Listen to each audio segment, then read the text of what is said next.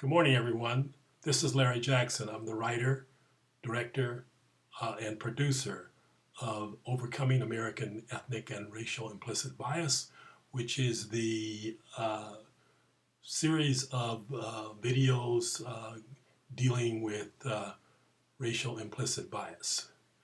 Uh, Shortly after the release of the auditions, one of the actors, a little girl about 10 years old, asked me a very interesting question.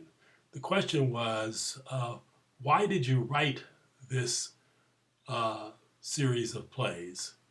And I had really didn't have an answer for her. I was taken aback a little bit by the question because most of the plays that I had done for children in the schools that I taught religious education in as a volunteer were plays that we bought off the shelf. Someone else had written them, and we did them for like Christmas or Easter or that sort of thing.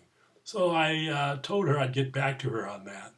And as I thought about it over a period of time, I think the motive came from uh, my parents and their experiences. And I'll just tell you briefly that when I was about 2 years old, I was stricken with tuberculosis and spinal meningitis. And as an offshoot of that, I was blind for about a year and a half or so. My mother, my birth mother, passed away of it, and I was raised by my mother's oldest sister, uh, technically my aunt, but I knew her as my mother. And she worked generally for the county of Los Angeles as a supervisor in the vital statistics area, and she dealt with the input, or in those days they called it key punching, of the vital records, births, deaths, and marriages, and people would be able to access those. But anyway, she worked her way up. In the civil service, they have tests that you're supposed to take, and those tests are how you move up the ladder if you were minority. Some people, mostly white, would pull little tricks about getting up the ladder without passing the test. But in any event, she worked her way up to the point where my parents could buy a 14-unit apartment building in an area called Leimert Park. This was back in the 60s, so some 60 years ago, I guess. And the interesting thing was she bought this in an area that was predominantly white. She bought it from a white man who had gotten into trouble because he put a pool in, and that, I think, took him over his budget. But in any event, the thing that struck me was this guy went around to all the tenants. Most of the tenants were doctors and lawyers and uh, uh, people of profession, and told the tenants that they should move out because colored people were buying the building. Uh, and this guy had a hardware store on Western Avenue in those days, which was a part of the black community, or let's say integrated community. So that really struck me as a teenager. I didn't really understand how someone could do that, and it made me a little bit angry. And that was probably my first experience of dealing with uh, what we call today racial implicit bias. In those days, we just called it racism. That coupled with a number of things that have happened after that incident is what drove me to write this play, Overcoming American Ethnic and Racial Implicit Bias. When we couple that with what's been going on today in the DT White House, uh, these people in this White House have been labeled as grifters because they like to tell you stories that don't exist. They like to gaslight people. In other words, um, like Judge Judy said, don't pee on my leg and tell me it's raining. And that's basically what these people have been doing in this DT White House.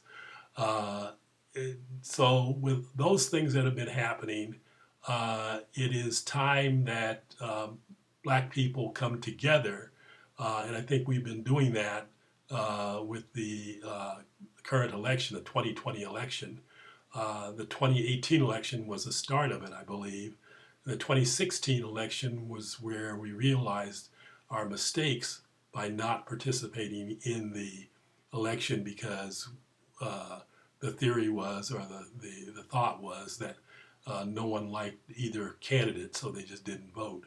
Um, this this whole program is a similar in the same way. It is the college debt-free graduation program is exactly what it says. You participate in the plays by watching them and turning in your opinions.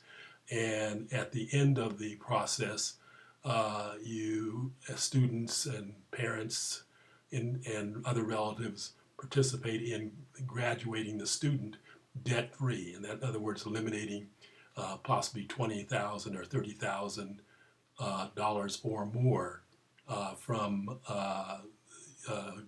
your graduation, so that you don't have this debt to carry on, and it goes up to $76,000. So whatever debt that the student may have, by participating in this program, they can eliminate that debt. There is an expansion of this video that will be coming later to go more in depth in what I just spoke about. But the whole idea here is to turn in the statement of interests. This whole program is nationwide. We're looking to develop an audience at first blush of 1 million participants, viewers, and in finality to a Super Bowl size audience of 100 million viewers. And we do that through contacting 26 million students, their families and friends who would be inclined to want to graduate from college debt-free instead of being saddled with a large debt, and also participate in diminishing the impact of racial implicit bias against people of color. I am the master of my fate, and I am the captain of my soul. Sometimes nothing is accomplished by people who don't participate. And the whole idea here is to participate just like we did in the 2018 election and the 2020 election. So with that, we'll look to see your statement of interests, and those that submit the statement of interest, their acceptance will be posted on our Facebook page every Sunday evening after 6 p.m. Pacific time. Once we develop the audience size, we will let everyone know that we are going to be launching the first part of the trilogy, and as you're an enrolled viewer, you will accumulate credits to graduate college debt-free. Thank you for listening, and have a nice day.